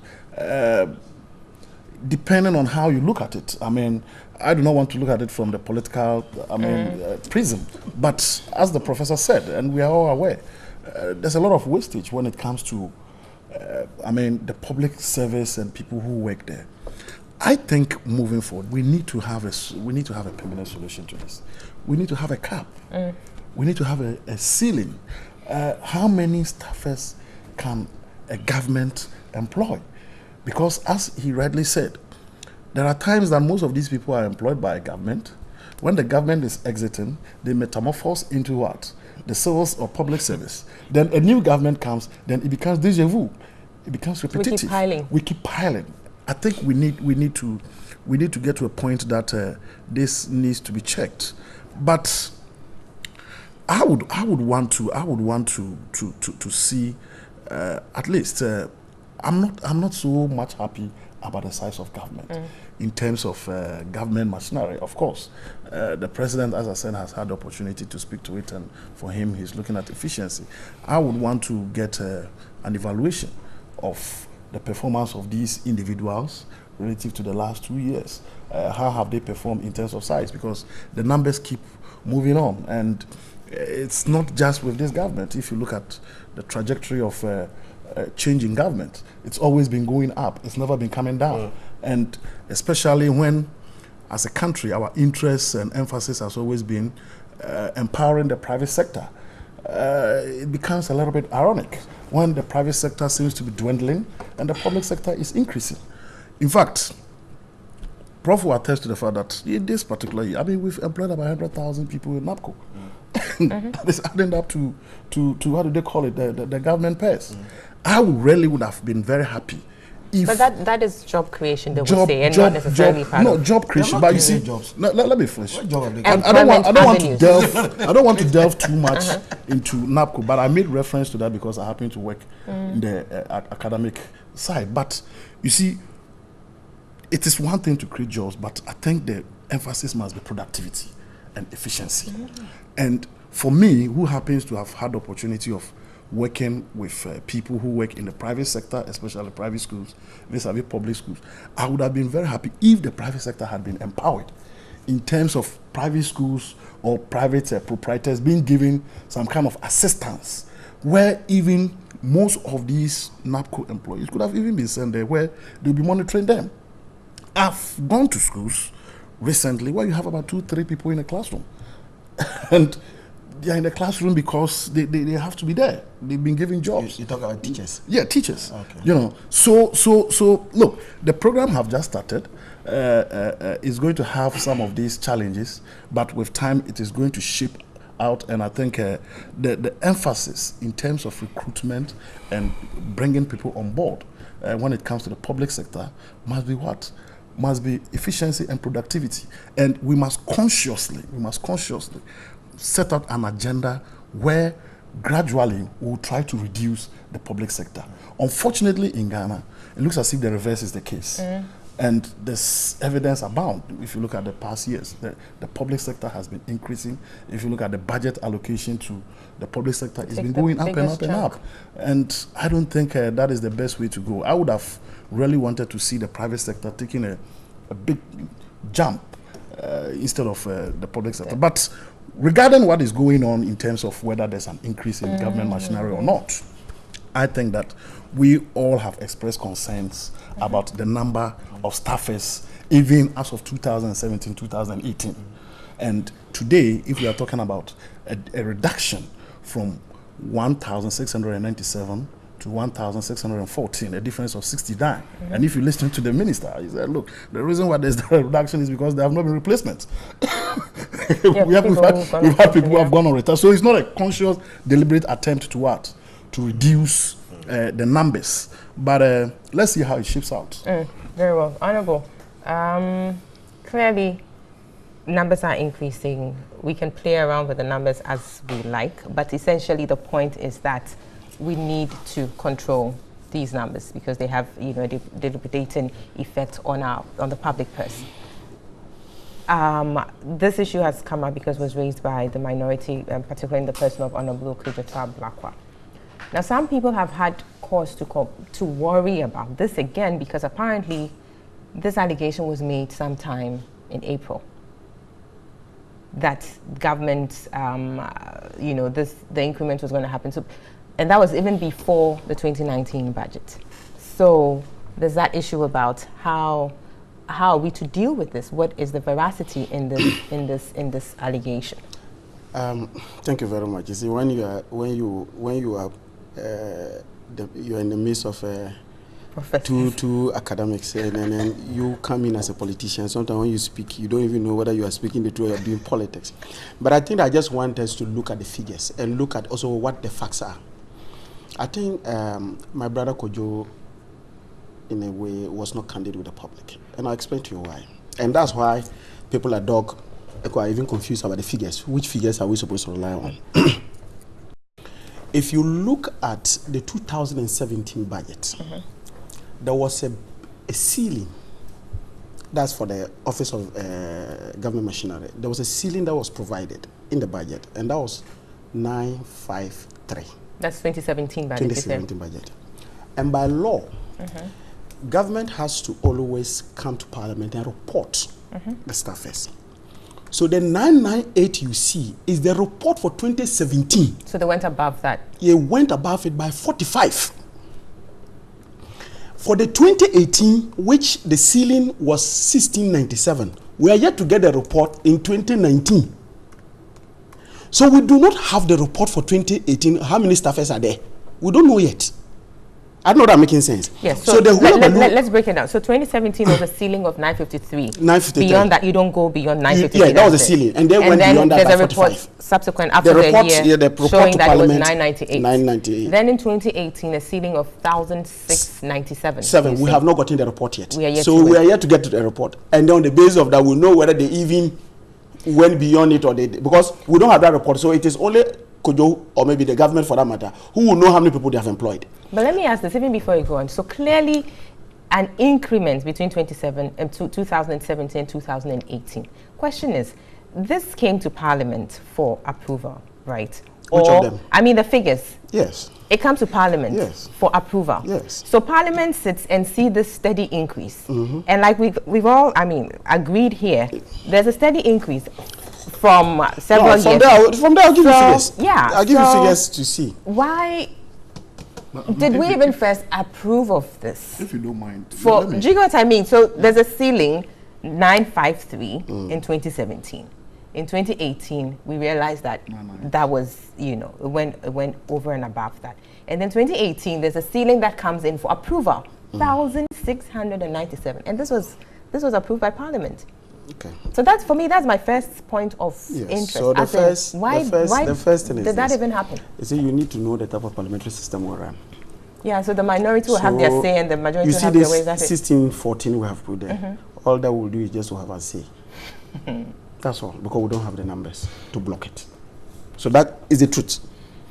But again, I think that the conversation around these numbers is just because of the fact that government has always insisted that if you look at in terms of their expenditure, if you look at the tax revenue, if you take interest payments and you take salaries, or maybe emoluments for that matter, it takes a chunk of it. Absolutely. So on the strength of that, if you are seen not to be doing anything to solve that problem, people will question it. That's the first point. The second point is that I agree that there are these numbers, we need to begin to rationalize and say, to what extent, why do we really need these numbers? Do we need this thing? But see, our history also gives us that, look, because I heard you talk about the thing has been increasing. Not necessarily, but we've always hovered around a particular number until 2017. We've always been within the range of 600. Until 2017, we moved to 900. Because if you look at 1996, it was 624. Then you have 2005, that was, when Kufuor won, came again, 696. Then we came to 613. We came to 625. We came to 679. Then we came to 692. Are you getting the point I'm making? So that jump from those the are 600s. the ceilings you've given, not the actuals. These are the actuals. These are the actuals. These are the actuals. What were the ceilings back then? No, unless so that I go we know back. whether or not we so even that's why complied. I'm just saying it. So for now, I'm comparing this to the actual, which is 998, because these are actual to the, and you see that we have jumped. People have looked at that trend. People have also looked at the trend where, in terms of ministers, we were hovering in the 80s. Then now we're in hundreds, 111. 10 or 11, yeah. And people are putting that vis-a-vis performance. And say, we expect that on the basis of what you are telling us, this is the case. We've experienced you in 2017. We are almost finishing 2018. You are not really half your term. You are not really giving us a justification for having 111. You are not giving us a justification for having 998 in terms of your OGM staff. So on the basis of that, why are you giving us a ceiling? The second point the minority said was, based on the track record of the current government, the fact that you were given a ceiling of 953 and you exceeded it by 45, is it the case that we should be expecting that in the 1697 ceiling, you may go beyond that? Okay. So are you getting the drift? I do. Question then is, what happens when it's found out that there was an increase beyond the ceiling? Is there any sanction? Who is sanctioned, or what? Or that's it? We just had this discussion. I say it's part of the. I agree with you that this is something that obviously we should be talking about. But you know, in the previous conversation we had, I was telling you about a law that has been passed to raise some particular money, and we are using it for something else. You know, Prof made he mentioned something in submission when I asked about the Presidential Transition Act and whether or not certain practices don't go contrary to that. You said something about, I can't remember, about the laws. Yes, we make laws. The governments you in put Ghana, it in a very not just in poignant way, Ghana, but in exactly. developing countries, are the worst culprits of breaking the laws. Yeah. The laws that they break, if they break, they go free. If you break, you go to jail. That's right. That's fine. Carry on. on. But see, for me, this whole discussion should be situated, for me as a politician, should be situated within a particular context. You have a situation where people simply either are not properly paid to do the jobs they have been hired to do. And people have an impression that government size is being ballooned, as it were, just to be able to take care of your job for the boys. Yes. And not necessarily for productivity. Sure. And so that was how the 998 generated that hit when it was reported to Parliament. Our point was that government, obviously, you are there on the basis of the mandate of the people, would have taken a second look at the reaction of people. And for me, I say normally test the reasonableness of a decision based on, to a very large extent, how people react to it. And so you have a situation where people are reacting negatively to a particular number. Then you introduce a ceiling which is higher than that. And knowing that the current number that they were reacting to, you had exceeded a particular ceiling, they will be worried. And I think that it is not late. We have not passed this budget yet. Government can take a second look at this. Because see, today, you know, my brother was talking about NAPCO, this, and the people we are hiring all over the place. We are hiring NAPCO guys to go and pick up revenue to help him open our. That's one of the areas they're going teaching, to go. health, teaching, revenue, and all. You have GRA staff who are there. Is it possible that even with the GRA staff, with proper motivation, not necessarily even financial, maybe the way they can go do their job, they can have means to move from point A to point B, and that if they get X, Y, Z defaulting in the payment of taxes, and they are going to be punished, there will not be political interference, and things like that, would we be able to make that? But we have gone to the extent of bringing in more people. You have trained nurses who have been trained with taxpayers' money. Because by our constitution, if you go into a public school, tuition is free. Tuition is free. So whether you like it or not, whether they have been paid, we have used money to train them. We have no room for them. Then we go and pick up people who may I'm not downgrading anybody. Someone who may have done sociology. You take him, train him. You hire him and say he should go to a hospital. Where is that? Who told you that? No. Look. It's not true. No, I'm telling you. NAPCO people, excuse, let me make a point. NAPCO people, you are getting people going to... sociologists going to... No. I'm just giving you an example. But you have a situation... No, you have a situation where you hire somebody to go to the classroom. Yeah. These NAPCO people are not trained teachers. Some are. Yes, I said some are... Most. Are trained teachers? Yeah. Who are trained teachers? They are not. They are not. And I'll tell you, you know why I'm making that point. I am happy you use the word. I'll say it. No, let me make a point. So you are indicating to me that most, let's even assume. No, all of them. All of them is not true. Then I can tell you that I have somebody who is in my house, as I speak to you, has been hired. He went through the back door. No. See? No. I mean, at this point, sitting here, none of us can verify any of these things. The point I'm just trying to make, Doctor, the point I think your point is made. The point I'm trying to make is that you have people who have been trained to play some roles. Those people are not being hired. Then you have people who may not have been trained for those particular roles, being hired to play these same roles. Meanwhile, you are talking about hiring and then ensuring that there's productivity. You must have some skill set to be able to be productive. And that is a challenge that I have.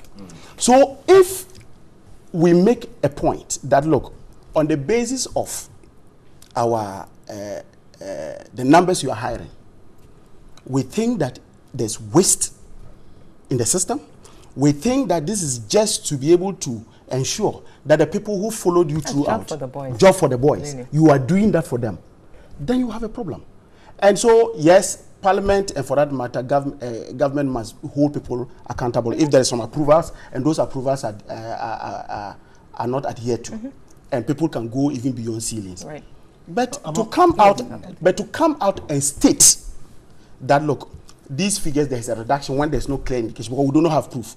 The only proof we have is the 2017 ceiling that you went beyond. Very well. 2018, we do not have. Quickly, very quickly, I think let me start from where Honorable MP started from, that he's torn in between being a politician and being an academic, and I understand where he's coming from. You see, the truth of the matter is that we can speak to these issues from more or less a semi-objective perspective, philosophical or professorial point of view. But in all of these things, MP, you know there's politics and there's reality. There's politics and reality. We can argue in terms of productivity. How should it be done? But the politician, beyond looking at what productivity, will also look at what? The politics of it. Yep. So if you take a concept like NAPCO, to be honest with you, look, NAPCO, I can tell you for a fact that it has its challenges, but politically it's helpful. You are talking about 100,000 people who previously would not have had jobs. Today, they are working. They are making 700 But politically it's helpful to a political party. A political party. At the expense of the state, which is... But if you don't win power, how do you realize your... Which is... Yes, I like that dimension, yes. And to be honest with you, it's not just healthy for a political party. I want to be very honest that the kind of joblessness we have in many developing countries across Africa is not a problem for a particular political party. And somebody told me something, and this is a very big political person, who said somebody scratched somebody's car by a traffic light because the person refused to give them money. No. And you can, and I'm sure that all of us know how dangerous this build-up of young people who have no jobs can be to our party. So I was looking at it, to be honest with you. When the president started, I'll come back. That's my professor. Prof, go ahead. Go ahead. I'll be very brief. And then, so I was looking at when the president started with a lot of presidential ministers. In other words, minister in the Yes. presidency, minister in the presidency. I knew for sure that we're going to exceed the numbers that we have been dealing with, because all of those now become office of the president staff. And each office must have the secretaries and all of that. And I have recommended somewhere that instead of recruiting new staff, what we should have been doing should have been that we will relocate staff.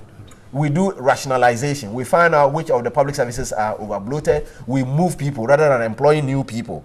Unfortunately, we didn't do that. And that would have been a very good way of staying. Of having a civil service, isn't it? Yes, so exactly. That is the backbone of exactly. government. So you create new offices, you create new ministerial offices that are attached or that are in the presidency. Move people from the other places. There are drivers, for example, who are sitting in the ministries areas, and many of them can't get jobs to do. Why would you employ new drivers for the trade development authorities? Why will you employ new drivers here? So we could move people, and that gives us the opportunity to remain within the numbers that we have been dealing with. Unfortunately, we are not doing that. The other thing is that our private sector is not expanding. The private sector has suffered a massive blow, and over the past couple of years, because the private sector is not employing, a lot of people, the public sector must employ. Unfortunately, I don't know how we're going to get the money to pay.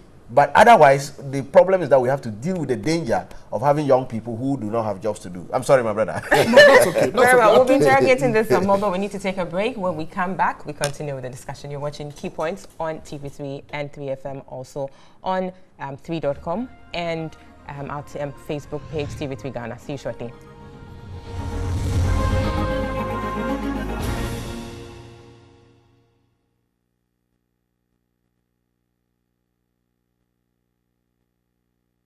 Welcome back. You're still watching and listening to Key Points on TV3 and 3FM 92.7. We are looking at the numbers in respect of presidential staffers, whether it's to increase or to be reduced. The panelists have spoken at length on this issue, but we're still going back to wrap up on that conversation, specifically looking at how we can deal with the situation about increment of appointees in the office of the presidency and indeed the civil service or public service in general, to ensure that our public purse is protected.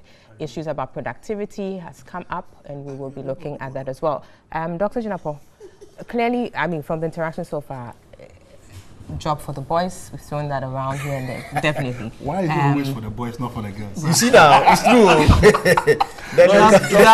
job for the people. So yes, then our politics will have to change. I wouldn't reduce it to that. I wouldn't reduce it to that. And I think when you come to that conclusion that everybody employed at the government machinery is job for the boys. Of course, that isn't what I'm suggesting. But I think, as I said, there are two things that every party or government will have to look at, especially if it's a political party that is in government.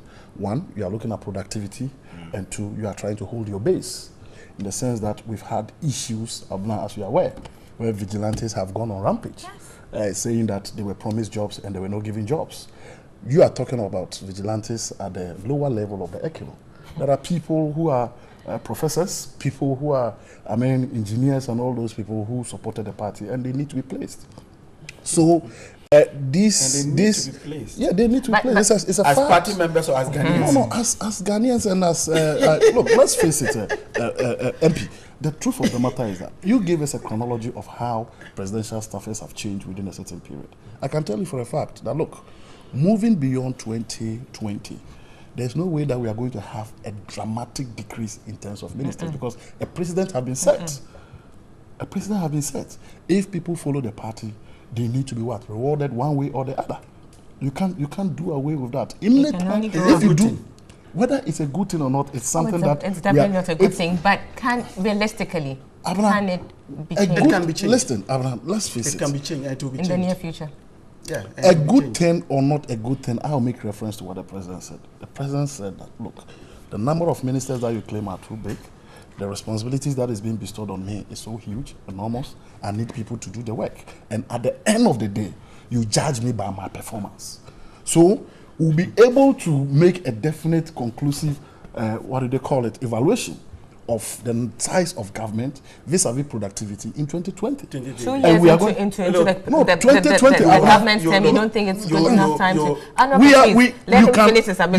You can raise questions, yes, but the only way that you and me will get the opportunity, as he said, in Parliament, the minority have the say, but the majority have what? Their way. You can only talk. The only way that we can talk properly is when we cast our votes. When we've spent all that much for nothing, what much for nothing? The president is saying that, look, he's delivering, he's in a hurry. He's appointed this number of ministers, and for him, he's doing well. And in fact, if you get an NPP member sitting here, and he starts to give you the indices, you'll be convinced that they are doing well. There's no doubt about it for them. No, they are doing. No, I'm just being objective. I'm just being objective. But be it as it may, I think that at the end of the day, whether but speaking of which, you're saying you're being objective. I think that that word perhaps is I don't know, but to say you're being objective suggests that, is it a case that you're speaking to the facts as they are, or just trying to have this situation of equivalence, whether false or real? The argument here is size of government is too big. How do you describe something being big? You get my point. How do you describe something being big? Something is being big if you are looking at what figures. But here is the case, we don't even have a ceiling. You get the point? We don't have a ceiling. We do. It has to go beyond. When the ceiling is being pegged, government moves beyond it. But the size of government is measured relative to what? Productivity. Productivity is the benchmark of determining whether government is doing well or not. And what I'm trying to say is that, in reference to what the president said, who is the one who appoints and disappoints? In fact, he has the ultimate responsibility in whether to bring the number to 600 or to push it to 2,000. He is saying that, look, the responsibility bestowed on him is so huge, and he needs more hands to help him. And I'm saying, we as evaluators or people who will be able to make the final decision relative to whether what the president is saying is true or not, will be able to do that, and we are only given the opportunity to do that during elections, because elections, especially when you have a sitting president, is a referendum on the president. It's always a referendum. We are going to look at what the president promised, what was given to the president, and what he's been able to deliver relative to what? Our standard of living, cost of living, and the Ghanaian economy.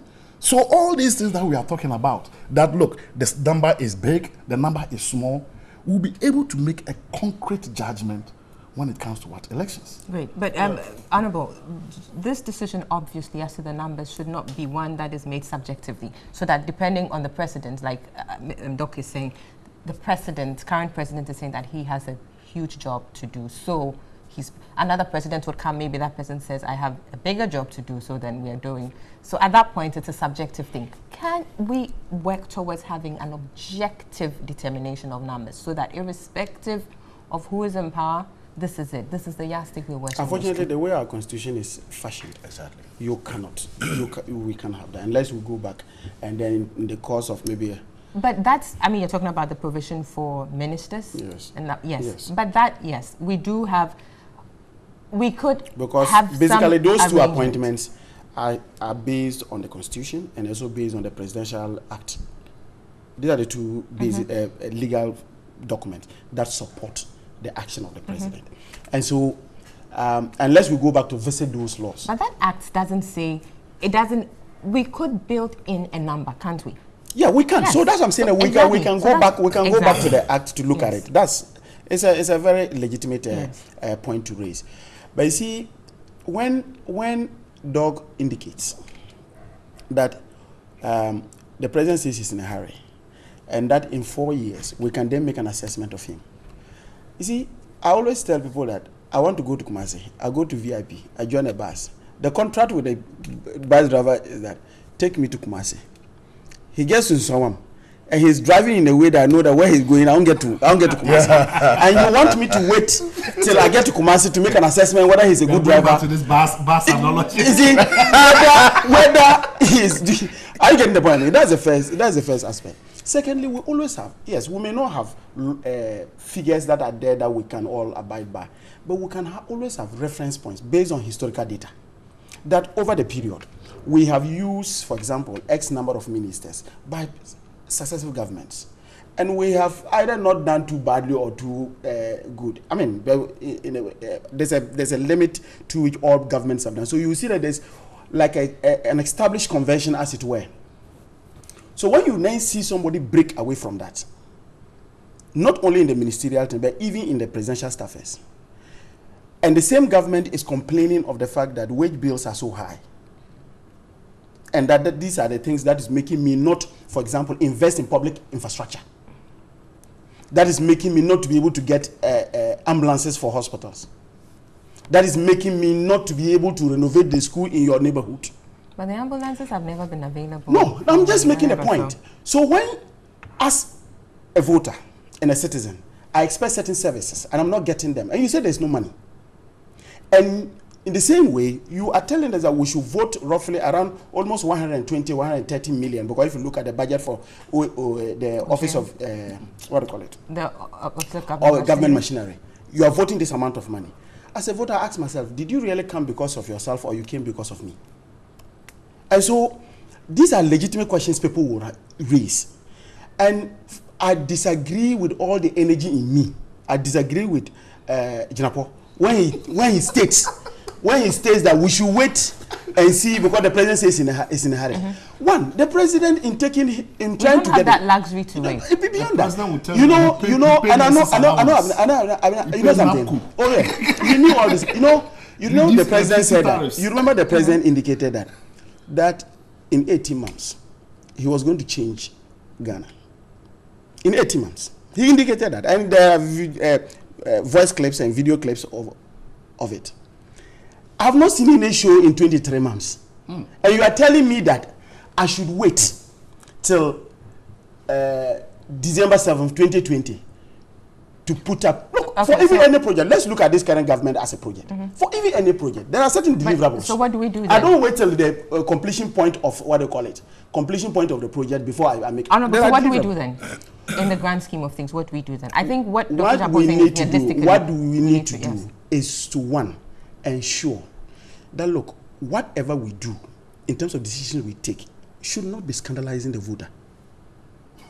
But that's speaking to the government, and the government is the one perpetrating this thing, is still complaining about. So that's the first advice. So the first advice is that the government must first be sensitive. Parliament is helpless in this regard, because from your own words, yes, the minority would only have its say, and then government will have its way, or the majority will have its way. So let a majority member get up and state that I am against this ceiling that has been provided on page 216, appendix 7, about presidential staffers. And the next moment, he wouldn't even be a candidate for his. So what does that tell you about our politics? It tells us very clearly that, look, we have an overbearing executive. And it is understandable. It is because of our history of militarism. Most often than not, the other two arms of government. Is it an overbearing executive, or that there is a parliament, or there's a kind of politics which is full of patronage? We are not able to speak on behalf of the constituents we are supposed to represent, but rather speak for the party. That's what it is. You see, it is because over the period, in terms of our parliamentary democracy, we have not really evolved properly, because there has been, we've truncated it over and over.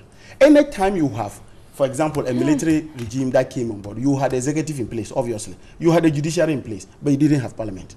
So over a period, there has not been that whole idea of trying to develop even a parliamentary system. So the parliamentarians don't understand their job as being representatives of the people? You think me, as a city, I don't know that I'm supposed to speak for people of Bongo. But I'm just making the point that in situations like that, you can say it, you can get up and make it. Let's use a typical example of Apia, what's the man's name? That something. Apiofori. When Apiofori decided to be a parliamentarian in the right sense of the word, and he got up, what happened? They went after him like a common criminal. They went after him. Like Martin Amidu did, and Martin Amidu was not an MP. Yeah, but I'm talking about he definitely he was not an MP. But I'm telling you that. But upon we were talking about parliamentary democracy. Yes, but I'm looking at politics in general as we play it. So yes, but the point is that it tells you generally about the way our politics works out, and until we evolve. And for me, I am not condemning Ghana very much. You know why? you'll be fast to compare Ghana's democracy to, for example, in the US, people are able, the senator is able to get up and say, on this basis, I'm not going to approve the presidential, the president's nominee. Yes, they have experimented for over 200 years. And we have that template to work on. So we don't need to make those mistakes they made 200 years ago. Don't you have templates on how to move a car? But anyways, let me come to Prof quickly. Just 1 minute. I always hate to do this, but you see, sometimes we need to be fair to the MPP, especially when they don't have a representative here. If you ask Nana Akufo-Addo, the President of the Republic, that look, to the extent that we are speaking to facts, your 110 ministers that you've had, what have you been able to show for it? You tell you, I'll be able to do free SHS. That's number one. Free SHS. So you use okay, let me finish. Do you need 111? No, you're saying it's not matter. I'm just telling you. You're not the one. Don't the one. People to do free SHS. Well, he's done it. Free SHS. 2. He will tell you that he's employed 100,000 youth who probably would not have been working today. And you need 111 ministers but to do that. He's done it. No, he will tell you that he's paying nurses training allowances. That's fine. Do you need those numbers to do that? He's telling you that he's paying what teachers training allowances. Which allowances are they paying? But since the fact that you make, see, I still remember there was one thing. Let me move to Prof. Just a quick one. Let me move to Just Prof. a quick one. See, I remember what Professor Adam Mensah once said, that you see, universities are not run on government promises. The fact that government indicates very clearly that, look, I'm going to pay teacher training allowance, and they are not paying. Really?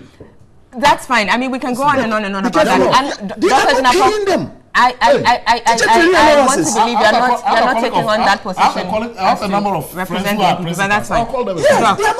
Prof, sorry. Way forward. Politics issues definitely creating a challenge in here. The way we do our politics. Yes, you spoke about us legislating numbers. I'm sorry. It is not feasible to legislate numbers, and it's not feasible to legislate numbers because as I said in the beginning, governments grow, and this is a global trend. And many times the growth of government is driven by the demands of the citizenry. So when citizens are beginning to ask for a number of things that were hitherto not being provided by government, then the government will be required to respond. And many times that response will mean that you must find not just the money to do it, but the people to do it as well. But maybe not just legislating the numbers, but the guidelines or what the criteria that would inform an increase or a decrease. You understand? Yes, so there's that framework that guides you. So there's no, if you like, arbitrariness or great. I was going to go to either arbitrariness or discretion. And many times we allow office holders or offices or institutions to have a certain level of discretion to say that when X, Y, and Z change, then you can change. Right. And oftentimes the issue is about reasonableness. And I think that politicians would have to often get back to that question of reasonableness. And reasonableness, the common measure is that, well, this decision that I'm taking, if you were to put any other normal, quote-unquote, person there, would they have acted that way and all of that? And so that basic principle should be the things that would guide us. But again, I think it is always the case that you are dealing with very conflicting. Unfortunately for us, when we sit here and do analysis, we often do those analyses looking at issues one after the other. In governance, a lot of things play together at the same time. And therefore, you don't have the luxury of taking them one after the other and analyzing and exactly. So for example, the issue we are talking about the fact that we have, and I've heard the senior minister talk about how much we're spending on our public servants in terms of the pay, and therefore we don't have money to do that. But at the same time, you're also looking at a lot of young people who don't have jobs, and therefore you're asking the question, what should we do? At the same time, you are looking at the fact that you need infrastructure. What should you do? At the same time, you are looking at the fact that, so you put a lot of things together, and when you look at them, simultaneously, then it becomes difficult for you to take one decision against the other. And that is what the luxury that we have sitting here than those who are in government and have to take decisions. So I think what we need to do then will be for all of us to come on board. Let's face it, how many of us as Ghanaians pay tax? We don't. I mean, not that we don't. Most of us don't pay tax. When you talk about paying taxes, recently I heard a discussion about national identification, TIN, yes. And I heard people arguing so vehemently why they should not be forced to get tax identification numbers. And I asked myself, I lived in the UK to just go to school. I had a tax identification number. I recently went to the US to give a keynote speech. I was being paid small money, $500 for that keynote speech. $160 out of that money was taken as tax. So the point that I'm asking is that we all have a role to play, whereas we are all chastising government and say, please use our resources well and all of that.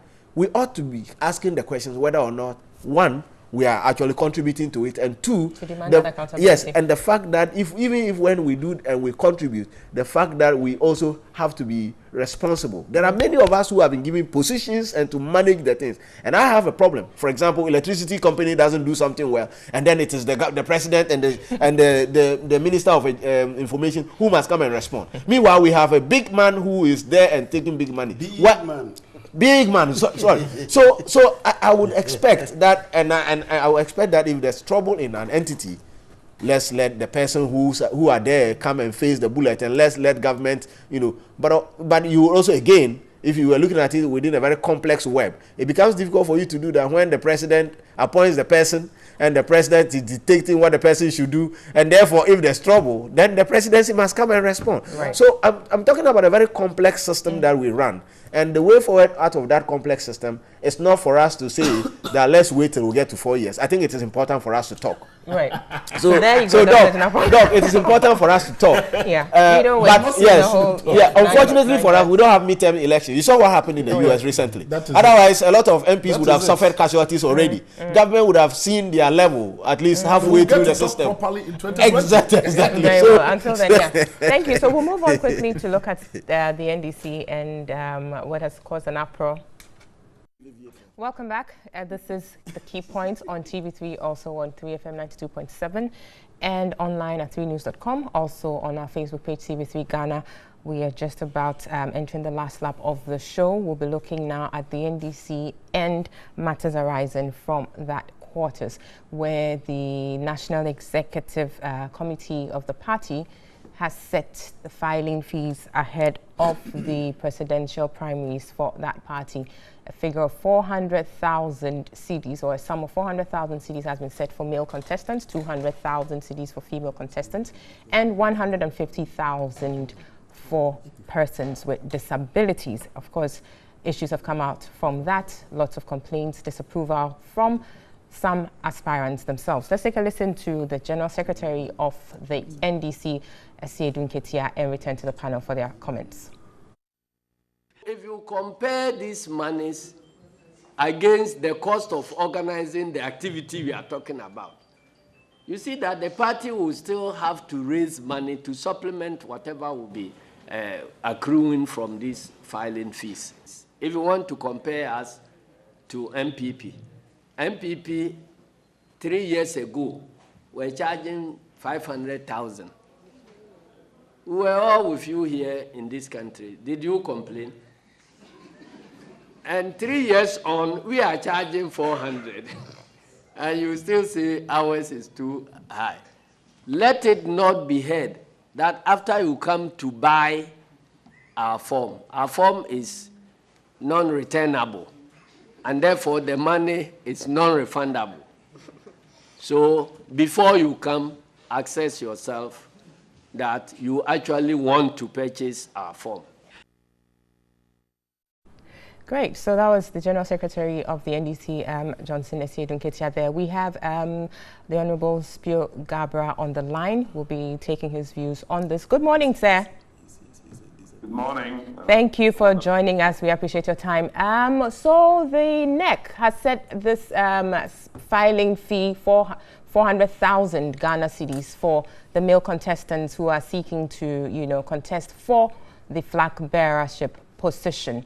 You have made your comments known and would want to hear from you regarding this development. Exactly what is the difficulty you have with this figure? I don't think the issue is a difficulty with a particular figure. I think it's a matter of the message that the NDC wishes to send to the electorate of Ghana, the people of Ghana who are going to vote for either the NDC or another party in December 2020. I think that is the issue that some of us are concerned about. Right. I think already the 500,000 figure quoted by the General Secretary has been proven to be inaccurate. I understand that the New Patriotic Party has come out with an official statement indicating that their filing fee was, I believe, 85,000. Yes. I think that was 100,000, and therefore, if NDC was pegging its flag bearership filing fee based on the NDP previous filing fee, then the NDC has made a significant error. Right. And I think it is a little problematic that some 50 or more members of the NDC who are in the National Executive Committee can go to a meeting and nobody will know what the NPP filing fee was, to the point where a General Secretary who has been in office for 13 years, 14 years, can make such a significant error. In any case, that is the first point. But the second point is that no matter what the NPP's filing fees are, even if the NDC were simply deciding on its own filing fees based on any criteria, our own criteria could include the following. What was the filing fee that the NDC itself charged its own flag bearers in this most recent past? Because this fee has to be in a certain context. The context includes the economy of Ghana, the per capita income of the average citizen, the amount of money that potential flag bearer is expected or believed to have either paid in the course of his own lifetime career, the amount of money that could be raised by the flag bearer candidate from the general economy at a very difficult time when the economy is not moving along very well, and so forth. If you look at how much the flag bearership fee was, I believe, in 2016, my understanding is that it was no more than 100,000 cedis. And I believe in 2012, it may have been as little as 50,000 cedis, again in NDC. So if you are going by inflation, for example, which is not running at more than 50 or 20% per annum, how do you jump from 100,000 cedis to 400,000 cedis? Because you are working with the economy. And so it's like the price of the product, whether it's beer or food or cars, products are priced. So the fee of profiling for any position should be limited to other things in the economy. We as a political party are opposed to a high inflationary environment. We complain about the cost of living imposed on us by the MPP based on excessive taxes, fees at the ports, new taxes for people earning 10,000 cedis or 3,000 cedis a year, etc., etc. So why should we add to inflation ourselves by presenting a filing fee for any of our contestants that will be more than 400% increase? Very well. First of all is the fact that only 2 weeks ago we had the National Delegates Congress, where the very people who met as a National Executive Committee to impose this outrageous fee for flag bearership candidates, as themselves, they themselves helped to impose their own fees for themselves. So, for example, the chairman who was just recently elected, who was the previous vice chairman, they agreed to pay only 10,000 cedis to be the national chairman of the NDC. And to be a general secretary of the NDC, their fee was 8,000 cedis. To be a regional chairman, the fee was 5,000 cedis. So what is the relationship between a chairman of a party who pays 10,000 cedis and a flag bearer who is simply a primus inter pares, that is, the first among equals, and who has to pay 400,000 cedis? I mean, where does that come from? Right. After these very chairman and general secretaries are themselves all potential flag bearers.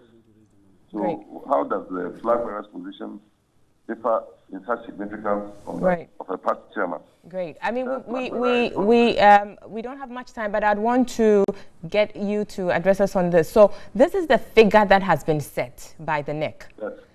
I mean, barring any, thing that could happen, this is what should be paid by persons who are interested, in contesting. And you obviously have, demonstrated that you want to participate in this contest. Question is, how are you going to pay? We've heard news reports that suggest that, and you can confirm this for us, that you have said that you would, in the light of what has happened, you would want to file your nomination, or yes, file your nomination as a person with disability. Could you confirm that for us?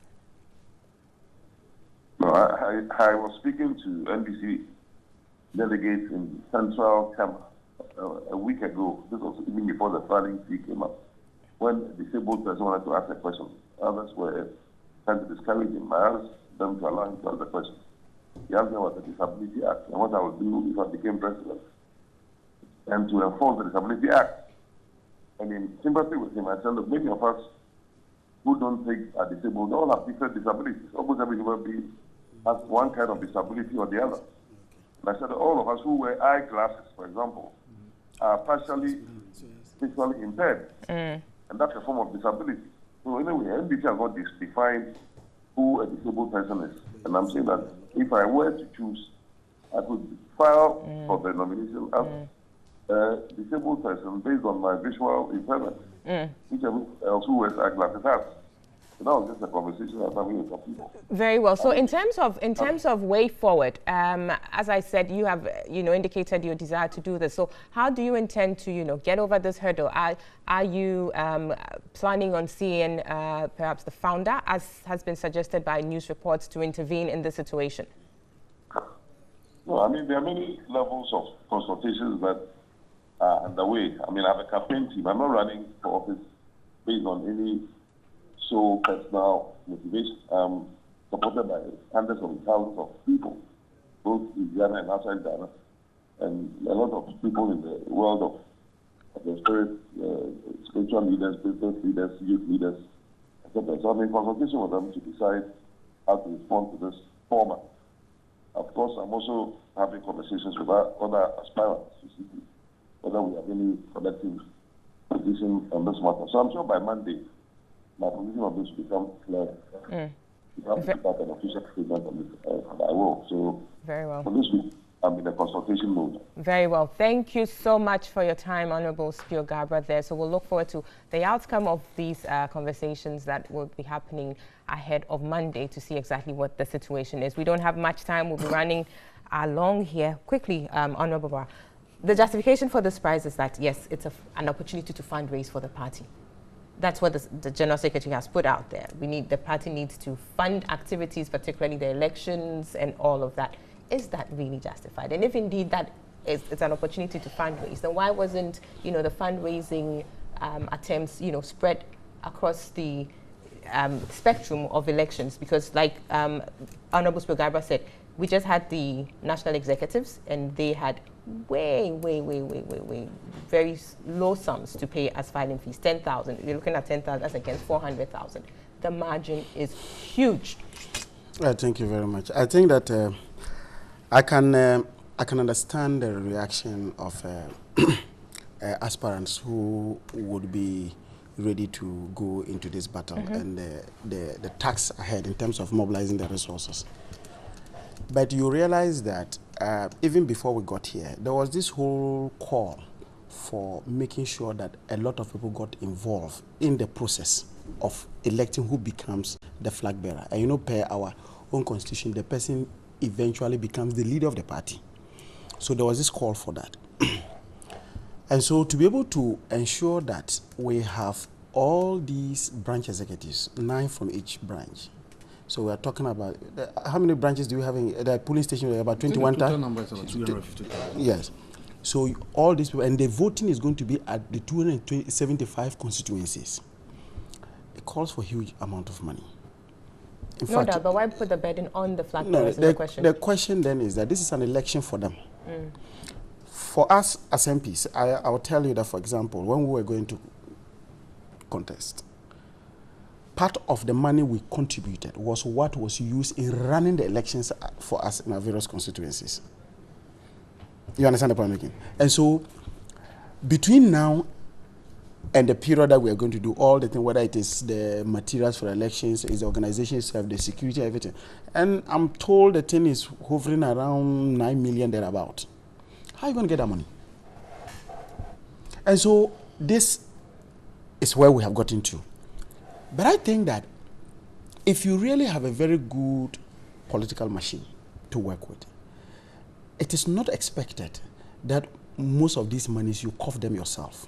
People must identify with your vision. But that's what Honorable Bagman is talking about, the You fact see, that you're creating a situation where then, you know, corruption is enhanced. No, so people who put in money. People must, you see, when I was going to be an MP, I knew I couldn't raise the money to be able to contest these things because my salary couldn't have supported me. I needed to go to people and demonstrate to them why I think I can be a good legislator. They bought into that, and some gave. Those who didn't buy into it, they didn't do it. Very well. So, I will suggest, and I wouldn't come and sit and say I'm a neutral. I'm not a neutral. I support a candidate.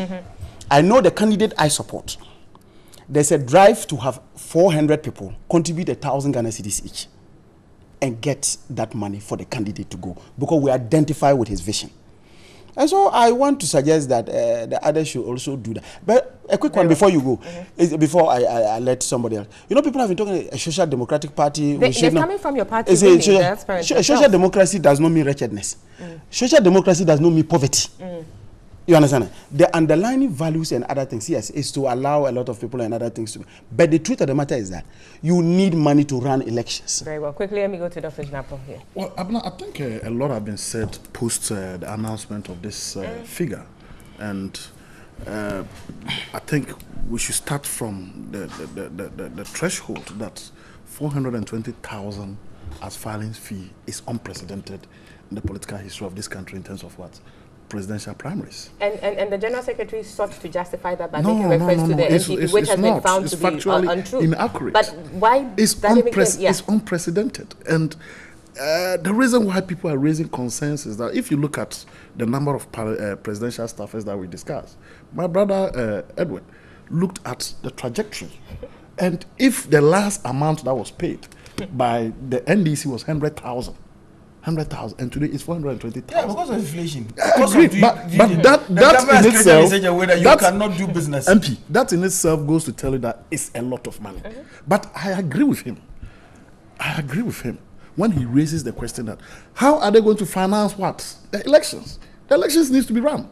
Somebody needs to pay for it. Where are you going to get the money from? And this brings a lot of issues. It tells you that one, the NDC probably does not have money. As of now, because if they had money, they wouldn't have asked the presidential candidates to what? To bring money to finance it. Yes. They don't have money. Yes. But and that raises issues because some have sought to suggest or raise questions about the fact that this is a party that is in opposition, has been in opposition for just 2 years. And prior to coming into opposition, they set up a beautiful edifice there, huge edifice. Yes. It definitely should have cost some money. Yes. So how is it that just 2 years into opposition, you don't have money, and now you are having to resort to these. Are you directing the question to me? No, I'm asking you. No, not you. It's to him. You can build a house, and the next moment you are out. That was the exact example. You can build a house, and the next moment you are out to the house. You don't have money. But I know we don't have that matter. But this brings to us a lot of.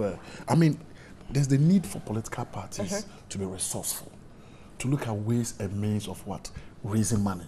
In fact, I'm tempted to believe that if this amount of money that the presidential candidates are going to pay, if they had anticipated that they were going to pay this maybe 3-4 months ago, they would have started what? Mobilization of what? So the money. Timing is an issue. So the timing in itself, it's problematic. And that is where usually when I listen to most of the candidates, the way they speak, how they speak, it smacks of lack of trust for the people in office.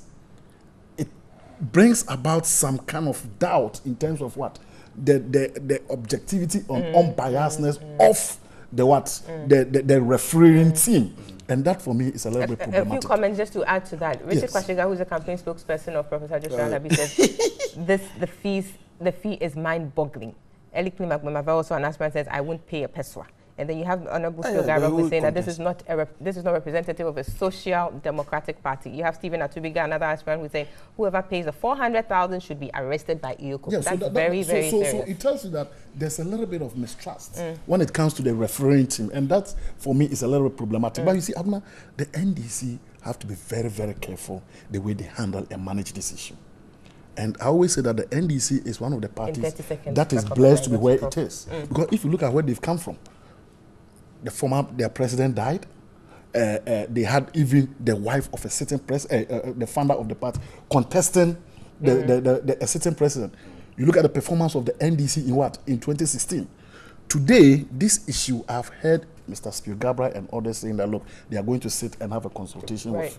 They should be very, very careful and cautious the way they handle this. If not, it will create a lot of problems. Prof is on the floor, so please allow him. Prof is on the floor. As far as who is talking, they must always provide. How do we get the money to run the elections? Prof, the situation. Yes, in a very brief format, I think that it gives us a whole discussion around the funding of political parties because, to be honest with you, we know the circumstance of Ghanaians. People may be rich, people may have edifices of their own, but to cover 400,000 in Ghana today is really tough. So we need to look at that. What it also tells us is that we are likely to have the state funding political activities of individuals through the back door.